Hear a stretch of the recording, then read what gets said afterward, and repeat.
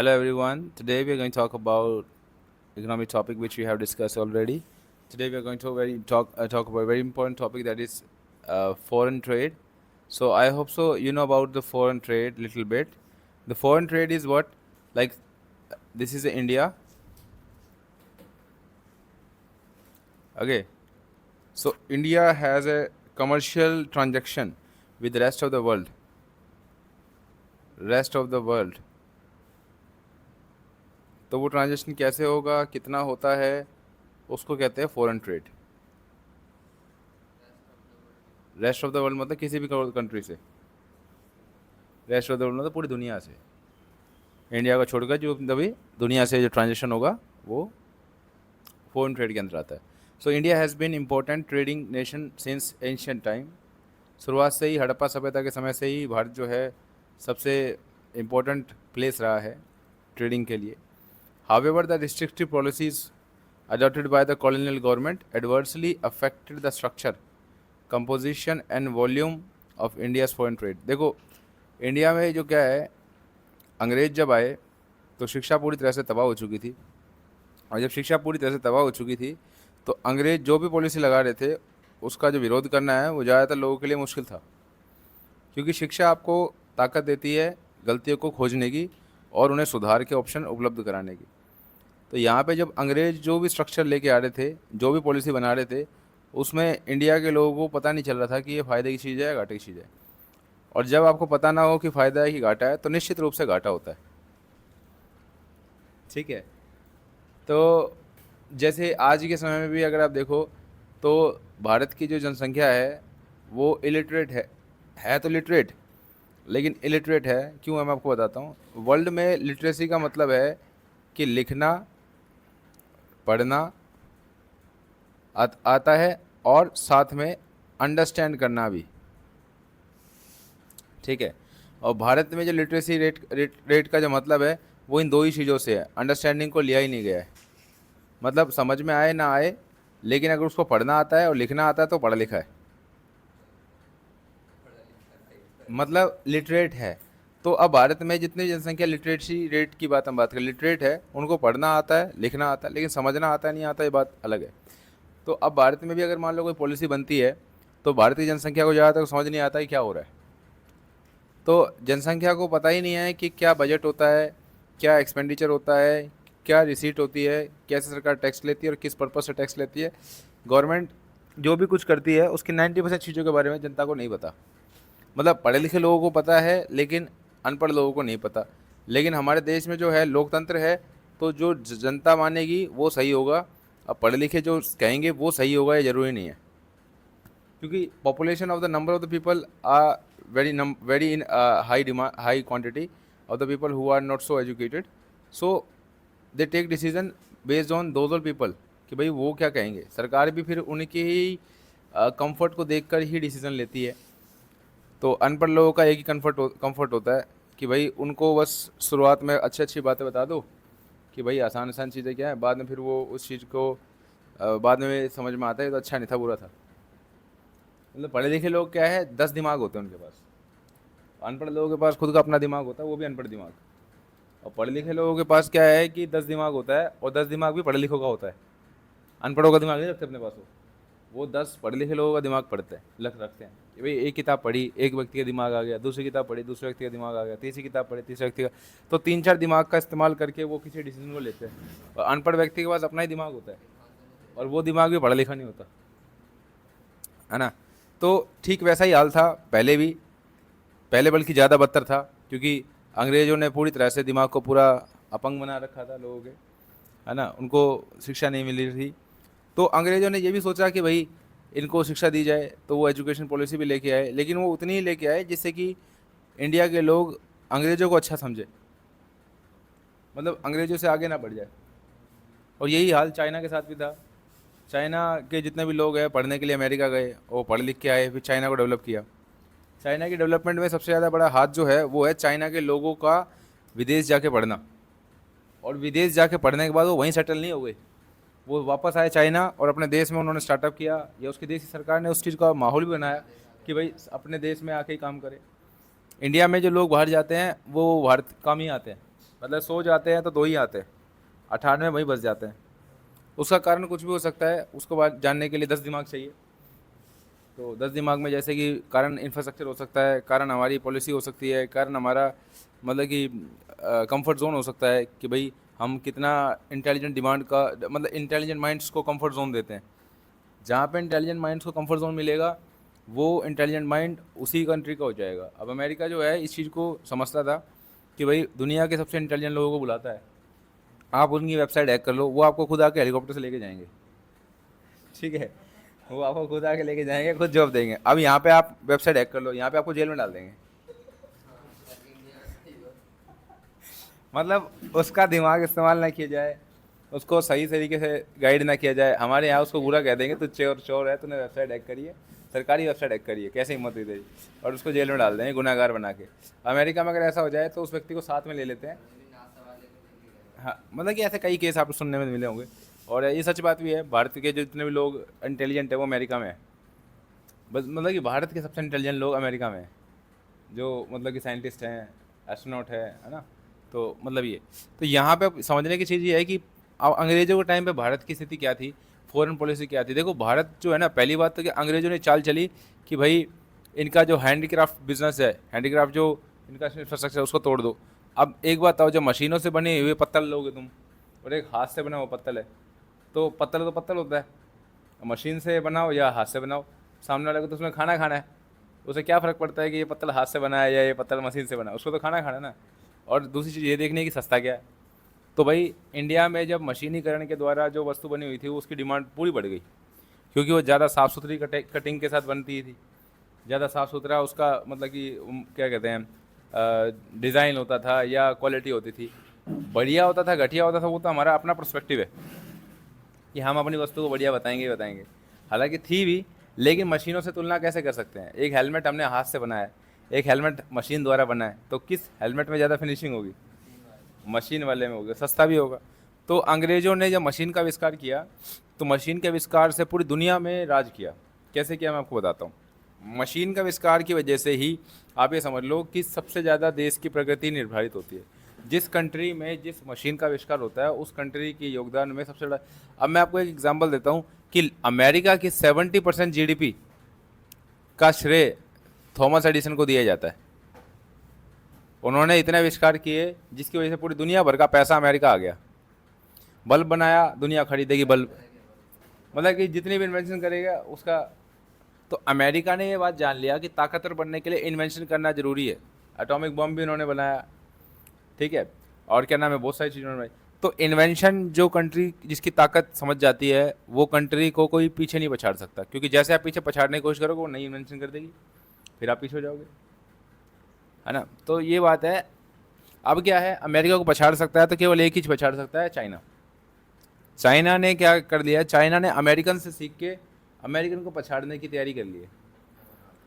मतलब कि सारा कुछ वो अमेरिका से सीख के गए और अपनी भाषा में छापा और अपने लोगों को सिखाया अपनी भाषा में। तो जिससे क्या हुआ कि अमेरिका से ज़्यादा खतरा, मतलब अमेरिका को सबसे ज़्यादा खतरा चाइना से, अब रशिया से भी नहीं है, क्योंकि रशिया भी ठंडा देश है।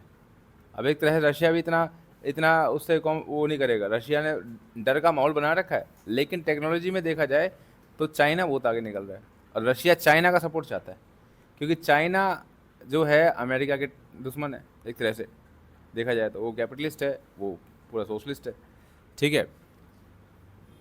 तो अब यहाँ पे इंडिया के अंदर जो फॉरेन ट्रेड की जो पॉलिसी थी वो क्या थी, देखो ये समझते हैं। The state India foreign trade British rule is discuss as under. पहला था export of primary products, important of finish goods. देखो पैसा ज़्यादा वो कमाता है जो पहले चमकती हुई चीज़ बेचता है। जो चमकती हुई चीज़ बेचेगा वो पैसा कमाएगा। अब मान लो कच्चा माल है, भारत में कच्चा माल मिलता है। अब वो कच्चा माल जो है, कच्चे माल का जो रेट होगा वैसा ही होगा जैसा कच्चा माल है, ज़्यादा रेट नहीं मिलेगा। तो इंडिया पे बैन लगा दिया कि भाई आप पक्का माल बेचोगे ही नहीं बाहर। मतलब आपके जो प्रोडक्ट है, जो पक्का माल है वो बेचोगे ही नहीं बाहर, आप बेच सकते हो कच्चा माल। क्या बेच सकते हो?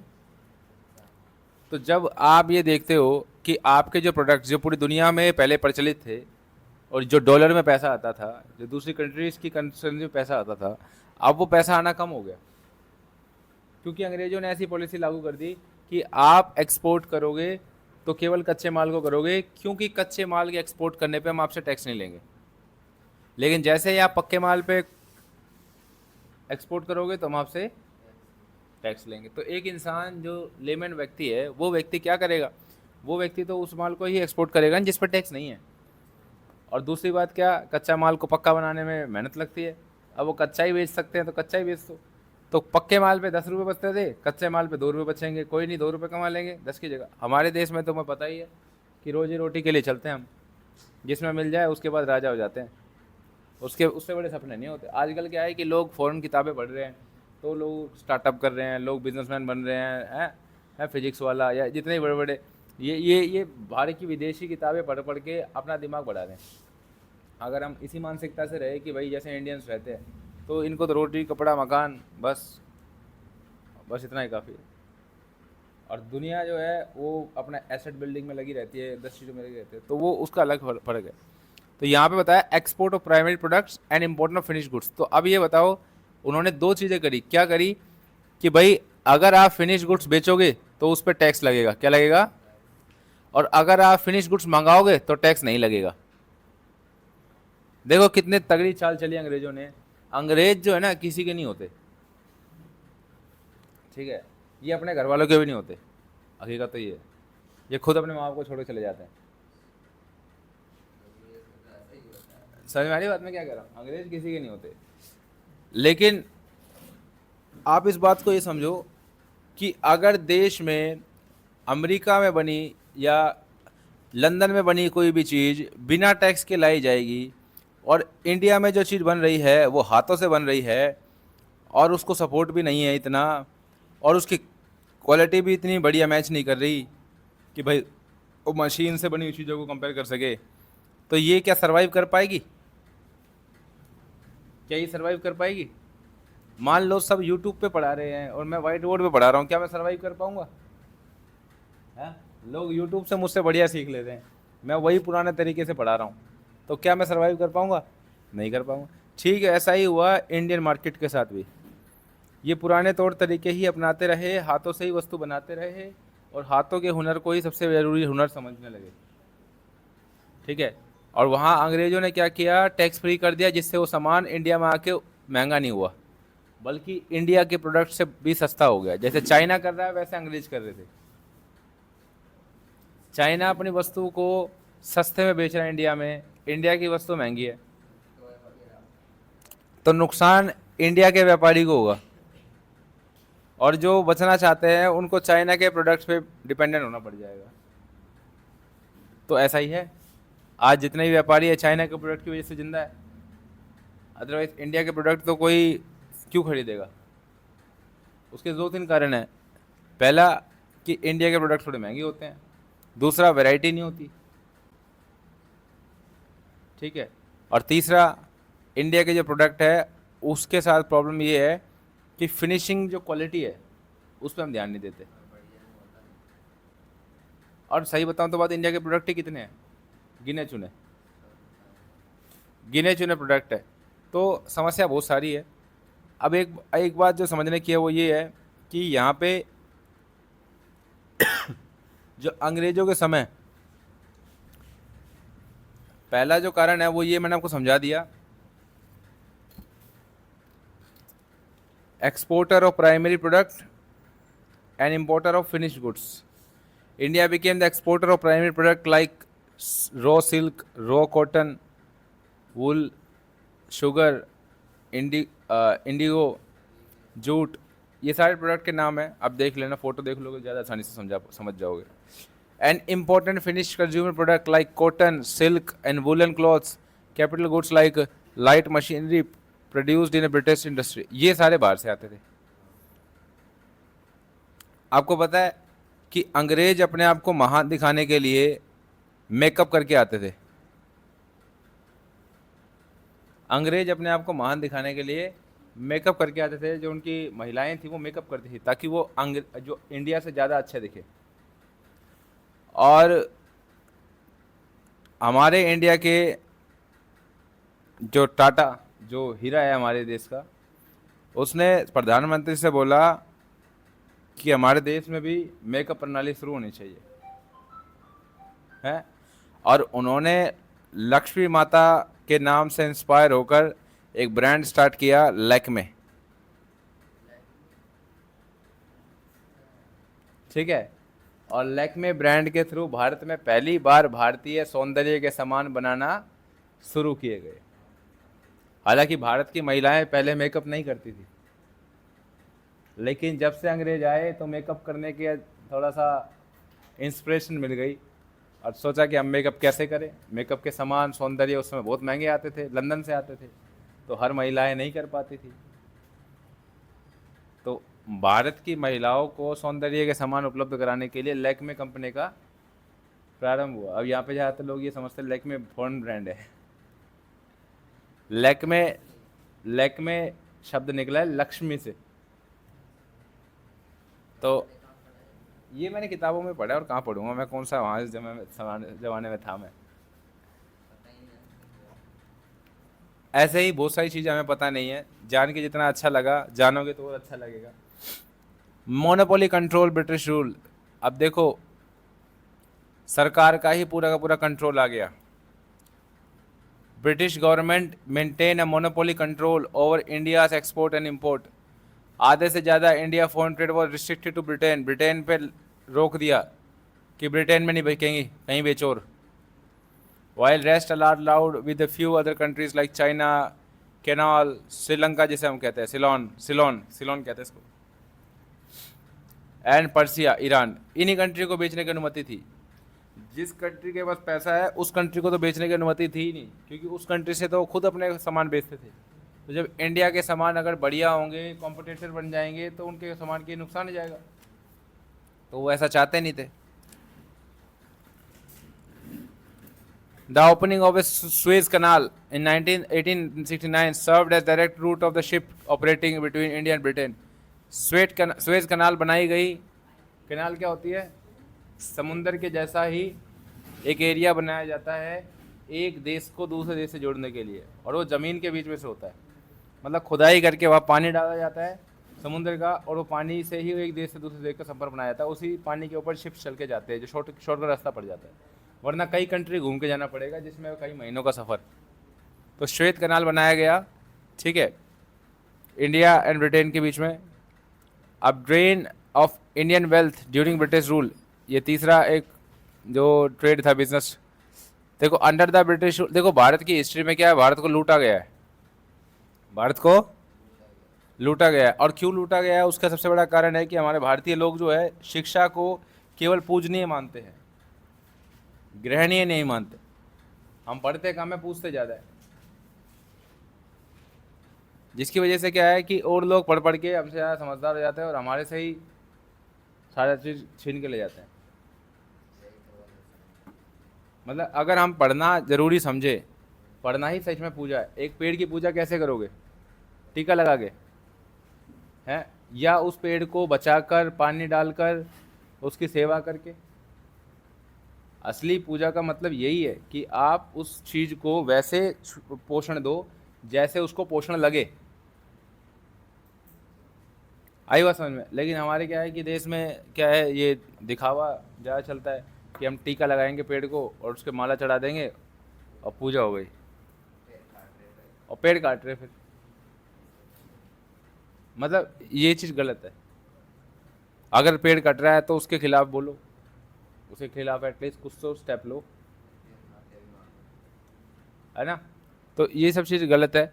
यही चीज़ का कारण है कि अंग्रेज आए या मुग़ल आए या कोई भी आए, वो सब हमारे देश पे शासन कर गए।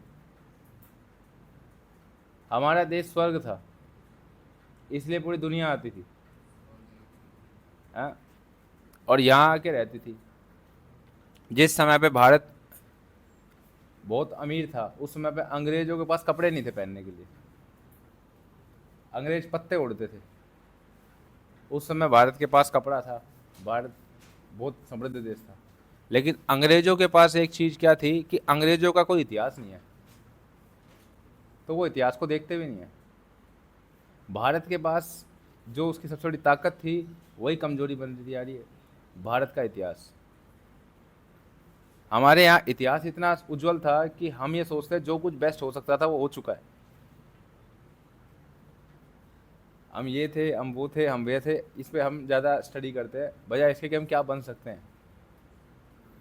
और अंग्रेजों के पास कोई इतिहास था ही नहीं, तो उनको इतिहास बनाना था, उनको इतिहास, इसीलिए वो उस पर काम करते थे, पूरी दुनिया को जीतने की कोशिश करते थे। आ रही बात? तो यहाँ पे सीखने को ये मिलता है कि इंडिया की वेल्थ जो है वो ड्रेन क्यों हुई। उसका सबसे बड़ा कारण ये है कि हमारे देश में लिखने की प्रथा नहीं थी। पहली बात, हम लिखते ही नहीं थे। राजा, जितने भी राजा होते थे वो अब ज़्यादा ज्ञान का प्रसार करते ही नहीं थे, क्योंकि उनको अपनी गद्दी का डर होता था कि कोई हमसे यहाँ समझदार बन जाएगा, हमारी गद्दी छीन लेगा। ये तो लोकतंत्र है, इसलिए एक प्रक्रिया है कि कोई चीज़ ऐसी नहीं हो सकती। पहले राजतंत्र में क्या होता था, कोई भी राजा बन सकता है जो हकदार होगा, या जिसको जो मार देगा उसको। पहले ज्ञान के थ्रू थोड़ी ना होता था, है ना। और तुम अंग्रेजों से अगर पूछो कि अंग्रेज क्या पढ़ाते हैं इतिहास में, अंग्रेज ये पढ़ाते हैं कि भारत पर हमने उपकार किया, उनकी जनता को। ये भारत के लोग, इनके पास ना तो शिक्षा थी, ना इनके पास कोई साधन थे, ना इनके पास कोई मशीनरी थी। हमने जाके इनको रोड दिया, हमने जाके इनको ट्रेन दी, हमने जाके इनको मशीनरी दी। अब वो क्यों ऐसा कहते हैं? वो कहते हैं हम वाइट है, हमारा दायित्व तो बनता है कि इन सांवले लोगों को, काले लोगों को, इनको हम समृद्ध बनाए। अब वो अपने आप को बहुत अच्छा समझते हैं। कोई अंग्रेज़ों को ये कह दे कि भाई तुमने हम पे शासन किया, तुमने हमें लूटा, ये मानेंगे नहीं वो, क्योंकि ये सब पॉलिटिक्स के बिहाफ पे किया गया है। आई बात समझ में? कोई भी कंट्री दूसरी कंट्री का शोषण करना बुरा नहीं समझती, हक समझती है, हैं? आ रही बात समझ में? आज अगर मान लो एक देश दूसरे देश पर अटैक कर रहा है तो वो उसको बुरा नहीं समझता, अटैक करने वाला, वो अपना हक समझता है। वो समझता है मैं ताकतवर हूँ तो मैं डिज़र्व करता हूँ। मतलब इंसानियत के लिए कोई चीज़ नहीं चलती है, ताकत के लिए चलती है हर चीज़। जिस पे ताकत ज़्यादा है वो ज़्यादा चलेगा, जिस पे ताकत कम है वो कम चलेगा। तो ये केवल शिक्षा से ही पूरा हो सकता है। अब यहाँ पे ब्रिटिश रूल में देखो क्या दिया, Indian became the exporter of raw material and importer of finish goods. अब भारत का जो देश था अंग्रेजों के सामने क्यों कमज़ोर पड़ रहा था? वो इसलिए पड़ रहा था क्योंकि अंग्रेज जो है ना चालाक लोमड़ी हैं। इनको इससे फ़र्क नहीं पड़ता कि इनके धर्म में है या नहीं है, इनको इससे फ़र्क पड़ता है ये ज्ञान की बात है या नहीं है। ये ज्ञान इकट्ठा कर लेते हैं फटाफट, किसी भी धर्म का हो, ये ज्ञान इकट्ठा कर लेते हैं। और इसीलिए ये साइंस एंड टेक्नोलॉजी सबसे आगे है। ये यहाँ आए, अंग्रेजों ने देखा अरे ये इंडियन क्या करते हैं, ये भैंस का गोबर ये किस फावड़े से ऐसे बाहर निकाल देते हैं। वहाँ गए, जाके वाइपर बना दिया। क्या बना दिया? वाइपर बना दिया। और वाइपर बना के ले भाई, वाइपर की इन्वेंशन हो गई, वाइपर की इन्वेंशन हो गई। साउथ अफ्रीका गए, देखा साउथ अफ्रीका के लोग कैसे रोटी खाते हैं। इतनी बड़ी ब्रेड लेते हैं, उस पर टमाटर रख देते हैं, उस पर नमक लगाते हैं, मिर्ची लगाते हैं, मसाला लगाते हैं और चबा के खाते हैं। बाहर गए, पिज़्ज़ा बना दिया। ओहो, पिज़्ज़ा की इन्वेंशन। ज़्यादातर इन्वेंशन कहीं और से सीख सीख के करी इन्होंने। बस इनके पास ये है कि ये खुद को सर्टिफिकेशन देते फिरते हैं, हमने इसकी इन्वेंशन की, हमने इसकी इन्वेंशन की। हालांकि इन्होंने उसको बेटर बनाया, उसको बेटर बनाया, तभी तो उन्होंने कहा कि इन्वेंशन की, वरना कोई खंडन ना कर दे। ठीक है। अब यहाँ पे समस्या जो है, गुड मॉर्निंग। अब देखो, there was huge export surplus due to excess export, however export surplus was use, surplus मतलब भारी मात्रा, to make payment of expense incurred by the office set up by the colonial government in Britain to meet expense of war fought by British government. अब surplus तो हो गया export का, क्योंकि export हो ही नहीं रहा ना, तो उसका इस्तेमाल किया सरकार को चलान देने, लगान देने, और इवन उस पैसे का इस्तेमाल किया ब्रिटेन ने वॉर में। ये कहते हैं कि हमें आज़ादी मिली, बिल्कुल मिली, लेकिन उसका कारण ये भी है कि अंग्रेज अब शासन करने की स्थिति में नहीं थे, क्योंकि वॉर में सब पैसा खत्म हो गया था। हाँ ठीक है। अब देखो ये सुइज कनाल है, ये यहाँ से गई, ये पहले 12,300 माइल्स का रास्ता था, साउथ अफ्रीका से पूरा ऐसे घूम के जाना पड़ता था ब्रिटेन, लंदन, और फिर ये सुइज कनाल बनाई गई यहाँ से ऐसे, तो इससे 7,000 किलोमीटर का ही रास्ता बना, 7,200 माइल्स का ही रास्ता बना, किलोमीटर में ज़्यादा आएगा ये, ठीक है। तो आधा रास्ता 7 दूनी 14, ये देखो 12,300 किलोमीटर माइल्स, और ये 7,200 माइल, कम हो गया ना। तो ये सुएज कैनाल से लेके जाते थे। 1869 में reduce the cost of transportation and made access to the Indian market easier. The canal provided the direct trade route for the ships operating between Britain and India, avoided the need of sail around Africa. अब बात करते हैं demographic condition, मतलब कि भूगोलीय परिस्थिति क्या थी भारत की, किस भूगोलीय क्षेत्र में क्या समस्या थी, मतलब कि, ठीक है। Demographic condition during the British rule exhibited all the features of stagnant and backward Indian economy.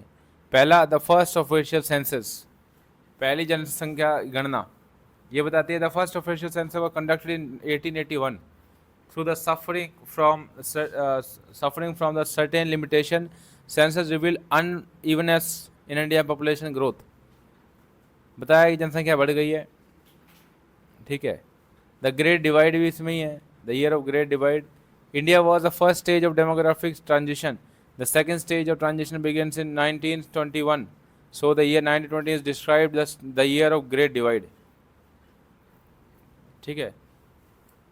1921 year of the Great Divide. Before 1921, India was the first stage of demographic transition. The second stage of demographic began as तो इसलिए Great Divide कहते हैं इसको। Why?